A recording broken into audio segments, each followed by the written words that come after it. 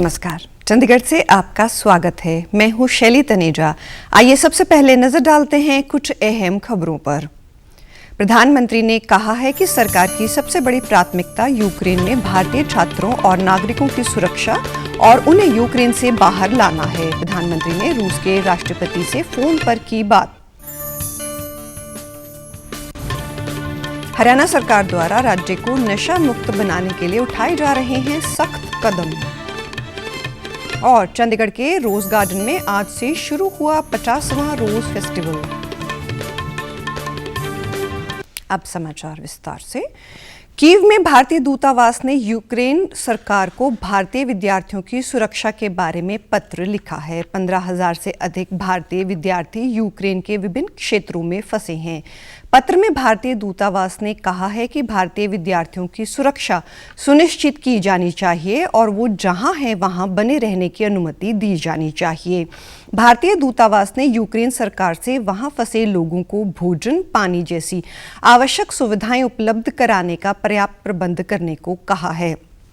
उल्लेखनीय है कि यूक्रेन में फंसे हुए विद्यार्थियों ने काफी संख्या में पंजाब के विभिन्न स्थानों के संबंधित विद्यार्थी हैं। कुछ विद्यार्थी हरियाणा से भी हैं। पिछले कुछ दिनों के दौरान काफी विद्यार्थी वापस भी आए हैं। अधिकतर विद्यार्थी वहां MBBS करने के लिए गए हुए हैं। प्रधानमंत्री नरेंद्र मोदी ने कल रात रूस के राष्ट्रपति व्लादिमीर पुतिन से टेलीफोन पर बात की। राष्ट्रपति पुतिन ने प्रधानमंत्री मोदी को यूक्रेन को लेकर ताजा घटनाक्रम के बारे में बताया। प्रधानमंत्री कार्यालय की विज्ञप्ति में कहा गया है कि श्री मोदी ने दृढ़ विश्वास व्यक्त किया है कि रूस और नेटो समूह के बीच मतभेदों का समाधान केवल पूर्ण निष्ठा बातचीत से ही हो सकता है। प्रधानमंत्री ने तुरंत हिंसा रोके जाने की अपील की और सभी पक्षों से तनाव में कमी लाने के उद्देश्य से राजनयिक बातचीत के लिए प्रयास करने को कहा। प्रधानमंत्री ने यूक्रेन में भारतीय नागरिकों, विशेषकर विद्यार्थियों की सुरक्षा से संबंधित भारत की चिंता में भी रूस के राष्ट्रपति को अवगत कराया। उन्होंने श्री पुतिन से कहा कि भारत अपने नागरिकों के सुरक्षित लौटने को सर्वोच्च प्राथमिकता देता है। प्रधानमंत्री ने सुरक्षा से संबंधित मंत्रिमंडल समिति की बैठक में बताया कि सरकार की सबसे बड़ी प्राथमिकता यूक्रेन में भारतीय छात्रों और अन्य नागरिकों की सुरक्षा और उन्हें यूक्रेन से बाहर लाने की है। विदेश सचिव हर्षवर्धन श्रृंखला ने बताया कि पिछले महीने से यूक्रेन में उभरती स्थिति से निपटने के अनेक कदम उठाए गए हैं। यूक्रेन में भारतीय नागरिकों का पंजीकरण करीब 1 महीने पहले आरंभ कर दिया गया था। यूक्रेन में अनेक छात्रों सहित लगभग 20,000 भारतीय थे, जिनमें से करीब 4,000 लोग वहां से सुरक्षित वापस आ गए हैं। देश में अब तक 176 करोड़ 86 लाख से अधिक कोविड रोधी टीके लगाए जा चुके हैं। स्वास्थ्य मंत्रालय ने बताया कि कल 32,04,000 से अधिक टीके लगाए गए। स्वस्थ होने की दर इस समय 98.49% है। कल लगभग 27,000 लोग संक्रमण मुक्त हुए हैं, जबकि 23,000 लोग में संक्रमण की पुष्टि हुई है। इस समय 1,34,235 संक्रमितों का उपचार चल रहा है। अब तक 76 करोड़ 45 लाख परीक्षण कराए जा चुके हैं। कल 10,30,000 से अधिक नमूनों का परीक्षण किया गया। केंद्र सरकार ने राज्यों और केंद्र शासित प्रदेशों को 173 करोड़ 22 लाख से अधिक कोविड रोधी टीके निःशुल्क उपलब्ध करवाए हैं। 11 करोड़ 2 लाख से अधिक टीके अब भी उनके पास बचे हुए हैं। केंद्र राष्ट्रीय व्यापी टीकाकरण अभियान के अंतर्गत राज्यों और केंद्र शासित प्रदेशों को निःशुल्क टीके उपलब्ध करवा रहा है। हरियाणा के मुख्यमंत्री मनोहर लाल ने कहा कि वर्तमान समय में नशा समाज के लिए गंभीर चिंता का विषय बन गया है और राज्य सरकार द्वारा नशे को रोकने के लिए कड़े कदम उठाए जा रहे हैं। चंडीगढ़ में प्रेस वार्ता को संबोधित करते हुए उन्होंने मादक पदार्थों को रोकने के लिए राज्य सरकार द्वारा उठाए गए कदमों की जानकारी देते हुए कहा कि गत वर्ष नशे से संबंधित सभी पहलुओं पर गहन अध्ययन करने के बाद हरियाणा राज्य नारकोटिक्स नियंत्रण ब्यूरो द्वारा एक विस्तृत स्टेट एक्शन प्लान बनाया गया है। समाज के हर आयु वर्ग के नागरिकों को नशा मुक्त हरियाणा के यज्ञ में सम्मिलित करने के लिए ग्राम, वार्ड, क्लस्टर, सब डिवीजन, जिला व राज्य मिशन टीमों का गठन किया गया है।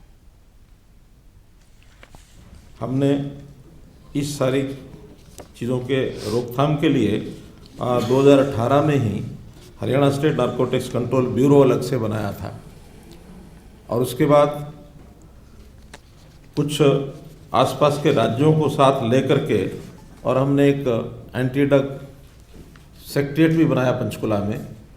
जो भी उत्तर भारत के राज्य हैं जिसके अंदर जम्मू कश्मीर है, पंजाब है, चंडीगढ़ है, हिमाचल है, उत्तराखंड है, उत्तर प्रदेश है, दिल्ली है, ऐसे सब राज्यों को साथ लेकर के मैंने स्वयं उसमें लीड ली थी।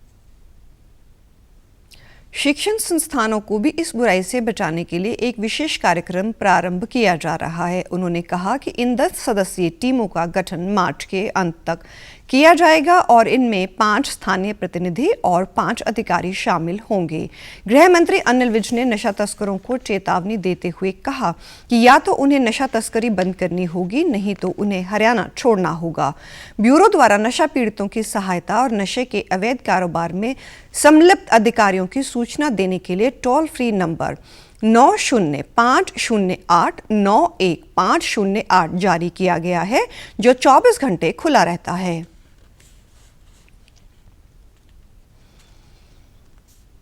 इसके ऊपर कोई भी हरियाणा का व्यक्ति अगर कहीं पर भी कोई भी ऐसी एक्टिविटी हो रही है जो नशे से संबंधित है तो वो इसकी सूचना दे सकता है और सूचना देने वाले का बिल्कुल गुप्त रखा जाएगा और उसके ऊपर कार्रवाई की जाएगी और उनको कार्रवाई का हमने एक मापदंड बनाया है कि जो भी केस पकड़ा जाएगा, चाहे वो छोटा है चाहे वो बड़ा है, उसके डेड एंड तक जाया जाएगा। उन्होंने कहा कि अब तक 18,937 छापेमारी की गई है। किसी भी मामले में देरी के लिए इंस्पेक्टर रैंक के अधिकारी से लेकर पुलिस अधीक्षक तक के अधिकारी जिम्मेदार होंगे। हरियाणा के स्वास्थ्य मंत्री अनिल विज ने चंडीगढ़ में स्वास्थ्य विभाग के अधिकारियों की बैठक की अध्यक्षता की। बैठक में उन्होंने कहा कि राज्य के 100 बिस्तर से अधिक क्षमता वाले 31 नागरिक अस्पतालों में केटरिंग की सेवा दी जाएगी और इसके लिए स्वास्थ्य विभाग के अधिकारियों को निर्देश दिए गए हैं ताकि मरीजों को अस्पतालों में ही भोजन की व्यवस्था मुहैया हो सके। राज्य के नागरिक अस्पतालों में प्राइवेट कमरों की संख्या को भी बढ़ाया जाए और इस दिशा में कार्रवाई को अमल में लाया जाए। उन्होंने कहा कि हरियाणा के नागरिक अस्पतालों को एयर कंडीशन बनाने का प्रयास जारी है तथा अस्पतालों में ऑक्सीजन युक्त बिस्तरों की संख्या को बढ़ाने के लिए अधिकारियों को निर्देश दिए गए हैं। गुरुग्राम, हिसार व करनाल में अत्याधुनिक तकनीकों से लैस नागरिक अस्पतालों को तैयार किया जाएगा, जिस पर काम जारी है। उन्होंने कहा कि हरियाणा में उच्च गुणवत्ता परक स्वास्थ्य सुविधाएं नागरिकों को उपलब्ध हों ताकि प्रदेश में किसी भी नागरिक को उपचार के लिए राज्य से बाहर ना जाना पड़े। इसके लिए जल्द ही स्वास्थ्य संबंधी मैपिंग के कार्यों को शुरू किया जाएगा। विभिन्न रंगों के गुलाब के फूलों की खुशबू बिखेरता हुआ 50वां 3 दिवसीय गुलाब मेला आज चंडीगढ़ के सेक्टर 16 स्थित रोज गार्डन में शुरू हो गया। चंडीगढ़ के प्रशासक बनवारी लाल पुरोहित ने इस रोज फेस्टिवल का उद्घाटन किया। उन्होंने फेस्टिवल में प्रदर्शित विभिन्न फूलों को देखा और फूलों पर आधारित एक कविता भी सुनाई। चाह नहीं मैं सुरबाला के गहनों में गूंथा जाऊं, चाह नहीं प्रेमी माला में बिंद प्यारी को ललचाऊं। That is very important. पर वो फूल पुष्प बोलते हैं, दैट इज नॉट ऑल। चाह नहीं सम्राटों के, चाह नहीं सम्राटों के सिर पर है हरी डाला जाऊं, सब पर है हरी डाला जाऊं। चाह नहीं, चाह नहीं देवी के सिर पर चढ़ूं और भाग्य पर इठलाऊं। उद्घाटन के समय प्रशासक के सलाहकार धर्मपाल और चंडीगढ़ के डिप्टी कमिश्नर विनय प्रताप सिंह भी उपस्थित रहे। चंडीगढ़ के मेयर सरबजीत कौर ने कहा कि फेस्टिवल में विभिन्न प्रकार के फूलों की सजावट की गई है। बेस्ट गार्डन को सम्मानित किया गया। 800 से अधिक किस्म के फूल प्रदर्शित किए गए हैं। चंडीगढ़ का ही नहीं बल्कि देश का एक प्रसिद्ध कार्यक्रम है जो हर साल फरवरी के महीने में आयोजित किया जाता है, जब यहाँ गार्डन में गुलाब पूरी तरह खिल जाते हैं। इस बार रोज फेस्टिवल में रोजाना सांस्कृतिक कार्यक्रम भी होंगे। विभिन्न राज्यों के लोक नृत्य व क्षेत्रीय कला का प्रदर्शन विशेष आकर्षण का केंद्र रहेंगे।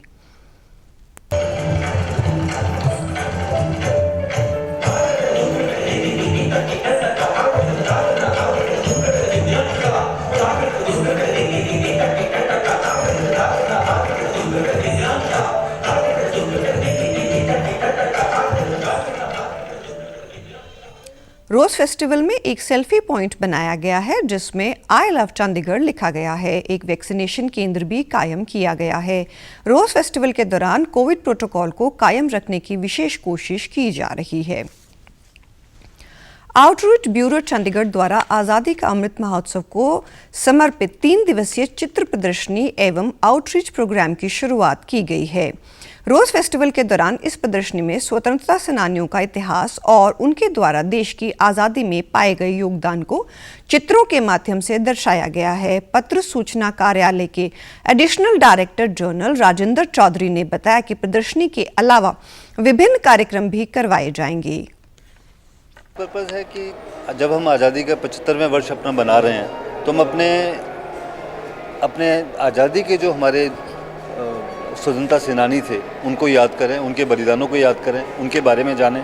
और कहीं ना कहीं इससे हमें एक आभास होता है कि जो आज हम आज़ाद हवा ले रहे हैं, जो एक आज़ादी की सांस ले रहे हैं, इसके पीछे जितना बड़ा बलिदान हमारे इन स्वतंत्रता सेनानियों ने दिया, अगर हम उस बलिदान को याद रखें, उनके बारे में अपनी जानकारी रखें, तो कहीं ना कहीं हमारी नींव मजबूत होती है और उस मजबूत नींव से एक भविष्य के निर्माण में मदद मिलती है।